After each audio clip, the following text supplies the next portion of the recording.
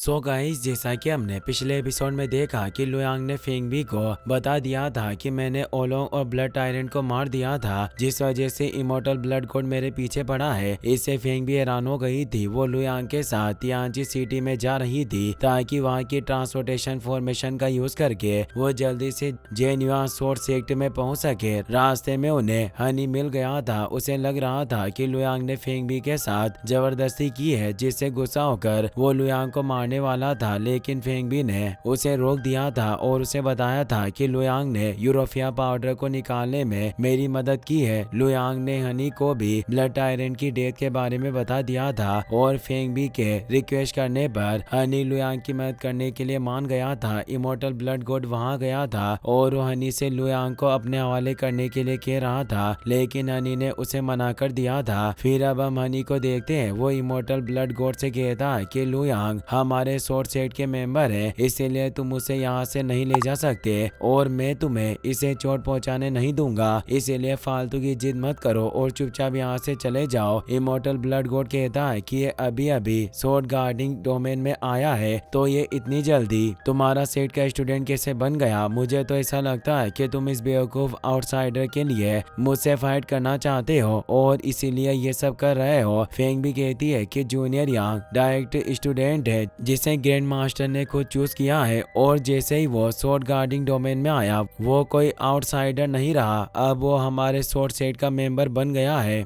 इसीलिए इसे परेशान करने के बारे में सोचना भी मत, वरना तुम मुसीबत में पड़ सकते हो। यह बात सुनकर इमोर्टल ब्लड गॉड चौंक जाता है। वो कहता है कि क्या सच में जेन्युइन गॉड किंग अभी भी जिंदा है? लेकिन मुझे इससे कोई फर्क नहीं पड़ता कि ये कौन है। इसने मेरे बेटे को मार दिया, अब इसे अपने किए की सजा भुगतनी होगी। मैं इसे जिंदा नहीं छोड़ूंगा। लुयांग कहता है कि ब्लड टायरेंट मुझे मारने की कोशिश कर रहा था तो मैंने अपनी जान बचाने के लिए उससे फाइट की। इसमें गलत क्या है? अगर मैं उससे फाइट नहीं करता तो मुझे मार देता और अगर उस दिन मैं मर जाता तो क्या तुम मुझे जस्टिस दिलाने के लिए ब्लड टायरेंट को भी जान से मार देते? इमोर्टल ब्लड गॉड कहता है कि आखिरकार तुम हो कौन और मेरे बेटे के सामने तुम्हारी औकात क्या है? तुम उसके बराबर खड़े होने के लायक भी नहीं हो, तो तुम खुद को उसके साथ कंपेयर कैसे कर सकते हो? भले ही तुम जैसे हजारों बेवकूफ मारे जाएं, पर फिर भी वो मेरे बेटे की लाइफ के लायक नहीं होंगे। इमोर्टल ब्लड गॉड हनी से कहता है कि हम दोनों ही सेकंड निर्वाणा इमोर्टल हैं। अगर तुम मुझसे फाइट करते हो तो मुझे नहीं लगता कि तुम मुझे हरा पाओगे, इसीलिए बेवकूफी छोड़ दो और क्यान-कुन सोर्ट गॉड को मेरे हवाले कर दो। हनी कहता है कि मैं मानता हूँ कि तुम भी सेकंड निर्वाणा इमोर्टल हो, पर मुझे नहीं लगता कि तुम मेरा मुकाबला कर सकते हो। अगर तुम्हें भरोसा नहीं हो रहा तो तुम मुझसे फाइट करके देख सकते हो। इससे इमोर्टल ब्लड गॉड को बहुत गुस्सा आता है। वो कहता है कि मैं तुम्हें एक मौका दे रहा था और तुम शांति से इस मैटर को खत्म कर सकते थे, पर तुम इस बेवकूफ के लिए मुझसे फाइट करना चाहते हो, तो अब मैं भी तुम्हें माफ नहीं करूंगा। अब इसके साथ तुम्हें भी सजा भुगतनी पड़ेगी।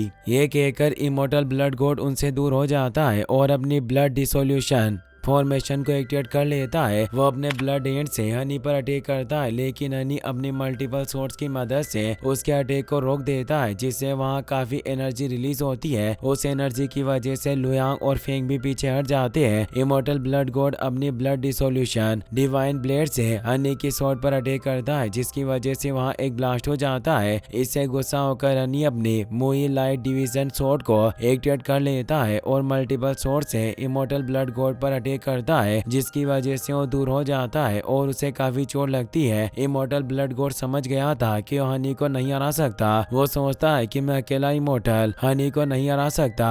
अगर मैंने इसे गुस्सा दिला दिया तो ये मुझे जान से मार देगा। बेहतर होगा कि मैं यहाँ से चला जाऊँ। वो हनी से कहता है कि आज तुमने जो मेरे साथ किया है मैं उसे कभी भी नहीं भूलूंगा। तुमने एक बेवकूफ आउटसाइडर के लिए मुझसे फाइट की है और मुझे घायल किया है, इसके लिए मैं तुम्हें कभी भी माफ नहीं करूंगा। हम दोनों जल्दी मिलेंगे और उस वक्त मैं तुम्हें इसकी सजा दूंगा। यह कहकर इमोर्टल ब्लड गॉड वहां से भाग जाता है। हनी कहता है कि इमोर्टल ब्लड गॉड अपने आप को स्ट्रॉन्ग समझ रहा था, पर वो मेरे 3 अटैक भी नहीं झेल पाया और अपनी जान बचाने के लिए यहाँ से भाग गया। फेंग भी हनी से कहती है कि मुझे लगता है कि अब तुम्हारी मुई light division sword 3rd tier पर पहुंचने वाली है। हनी कहता है कि तुम सही कह रही हो, मैं सिर्फ 3rd टियर पर पहुंचने में एक कदम दूर हूँ। अगर मेरी स्वॉर्ड और 3rd ईयर पर पहुंच जाती है तो आज इमोर्टल ब्लड गोड जिंदा नहीं होता, मैं उसे मारकर सारा मैटर खत्म कर देता। लुयांग अन्नी को रेस्पेक्ट देते हुए कहता है कि तुमने मेरी मदद की, इसके लिए तुम्हारा शुक्रिया, पर क्या तुम मुझे बता सकते हो कि इमोर्टल ब्लड गोड से फाइट करते वक्त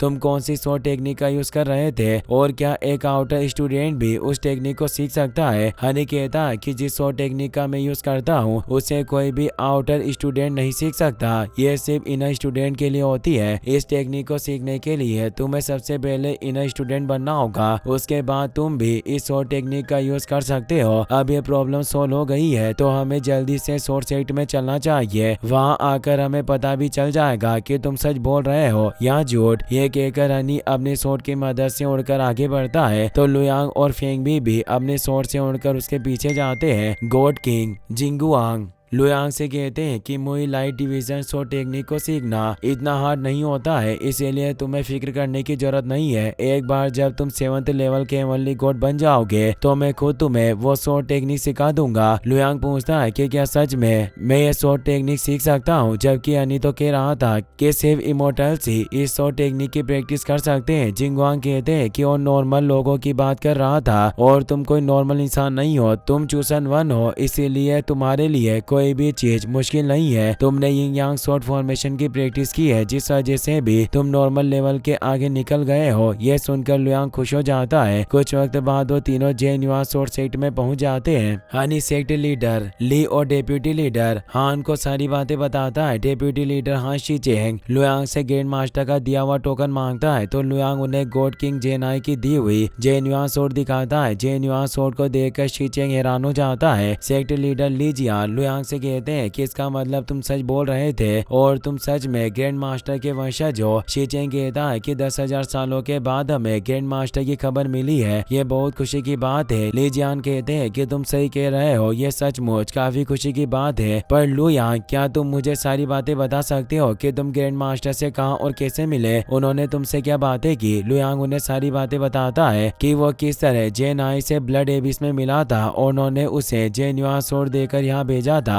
वो गॉड किंग फिलिन को प्रोटेक्ट कर रहे थे। सारी बातें सुनकर शीचेंग कहता है कि मैं समझ गया हूँ कि गॉड किंग फिलिन की रक्षा करने के लिए ग्रैंड मास्टर ने हेवन रियल में छोड़ दिया, पर मैं खुश हूँ कि वो अभी तक जिंदा है। ली जियान कहते हैं कि ग्रैंड मास्टर इतनी आसानी से दोबारा हेवन रियल में वापस नहीं आ सकते, इसीलिए हम ये बात किसी को नहीं बताएंगे तो वो इसका फायदा उठाकर हमारे स्वॉर्ड सेट को नुकसान पहुंचा सकते हैं। लुयांग फेंग भी और हनी उनकी बात समझ जाते हैं। वो कहते हैं कि आप फिक्र मत कीजिए, हम ग्रैंड मास्टर के वापस न आने के बारे में किसी को पता नहीं चलने देंगे। ली जियान लुयांग से पूछते हैं कि क्या ग्रैंड मास्टर ने स्वॉर्ड सेट के लिए या हमारे लिए कुछ और मैसेज भेजा है? लुयांग कहता है कि ग्रैंड मास्टर ने मुझे बस जेन्युआ स्वॉर्ड दी थी और आपके बारे में बताया था, इसके अलावा उन्होंने मुझे कोई भी बात नहीं बताई। ली जियान कहते हैं कि अगर ऐसी बात है तो तुम आउटर स्टूडेंट बनकर हमारे सेक्ट में प्रैक्टिस कर सकते हो, इसके अलावा फेंग भी तुम्हें सारी चीजें समझा देगी। ये बात सुनकर वो तीनों वहाँ से चले जाते हैं। शीचेंग ली जियान से कहता है कि लुयांग के पास ग्रैंड मास्टर का दिया हुआ टोकन है और मुझे नहीं लगता कि हमें उसे एक नॉर्मल स्टूडेंट बनाना चाहिए। ली जियान कहते हैं कि तुम सही कह रहे हो, लेकिन अगर ग्रैंड मास्टर लुयांग को स्पेशल स्टूडेंट बनाना चाहते तो उसे कोई मैसेज जरूर देते, पर उन्होंने ऐसा कुछ नहीं किया। शायद हो सकता है कि वो लुयांग से कोई बड़ा काम करवाना चाहते हो, वो उसे हार्ड ट्रेनिंग देकर स्ट्रॉन्ग बनाने के लिए सब कर रहे हो, इसीलिए हमें लुयांग को स्पेशल स्टूडेंट की तरह रखने की जरूरत नहीं है। इसके अलावा हेवन रियल में किसी से मदद लेकर आगे बढ़ने से ज्यादा फायदा नहीं होता है। अगर हम दूसरे की मदद से आगे बढ़ते हैं तो कमजोर रह जाते हैं, इसीलिए हमें अकेले और हार्ड ट्रेनिंग करके आगे बढ़ना चाहिए। मैं देखना चाहता हूँ कि ग्रैंड मास्टर का वंशज कितना ज्यादा टैलेंटेड है और वो क्या कर सकता है। शीचेंग कहता है कि मैंने सुना है कि जो फैमिली आउटर सेक्ट में आगे बढ़ रही है, जिसकी वजह से काफी लोगों को तकलीफ हो रही है और वो सब उनकी कंप्लेन कर रहे हैं। ली जियान कहते हैं कि आउटर सेक्ट को वान चाओ संभालता है और उनका क्लेन भी काफी स्ट्रॉन्ग हो गया है, लेकिन फिर भी मैं उन्हें वार्निंग दे दूंगा। शीचेंग कहता है कि जो फैमिली के मेंबर्स हमेशा दूसरे स्टूडेंट्स को परेशान करने में लगे रहते हैं और मुझे लगता है कि एक दिन जो फैमिली हमारे स्वॉर्ड सेक्ट की रेपुटेशन को बर्बाद कर देगी। ली जियान कहते हैं कि हमारे स्वॉर्ड सेक्ट के 4 इनर स्टूडेंट्स हैं और तुम्हारे गाइड्स हैं, वो कोई गलती नहीं करेंगे, इसीलिए तुम आउटर स्टूडेंट्स के ऊपर ध्यान मत दो। अब मुझे गॉड किंग पर ब्रेक थ्रू करने के लिए कल्टिवेशन करना होगा, इसीलिए मैं जा रहा हूँ। ये कहकर ली जियान वहाँ से चले जाते हैं। फिर हम फेंग बी को देखते हैं। वो लुयांग को बताती है कि यहाँ बहुत सारे आउट स्टूडेंट्स हैं जिन्हें 36 हॉल्स में डिवाइड किया गया है। तुम बिंगजी हॉल में रहोगे और बिंगजी हॉल के मास्टर का नाम ये फेयू है। ये बातें करते हुए दोनों बिंगजी हॉल के बाहर पहुंच जाते हैं। वहां उन्हें फेयू मिलता है। फेंग भी उन्हें कहती है कि मैं तुम्हारे पास एक ट्रेजर लेकर आई हूँ। ये बात सुनकर फेयू चौंक जाता है। वो कहता है कि तुम इसे ट्रेजर कहकर क्यों बुला रही हो। इसी के साथ ये एपिसोड यहीं पर खत्म हो जाता है। गाइस, अगर आपको वीडियो पसंद आया हो तो इस वीडियो को लाइक करने के साथ साथ चैनल को सब्सक्राइब जरूर कर लेना। मिलते हैं नेक्स्ट वीडियो में। Thanks for watching.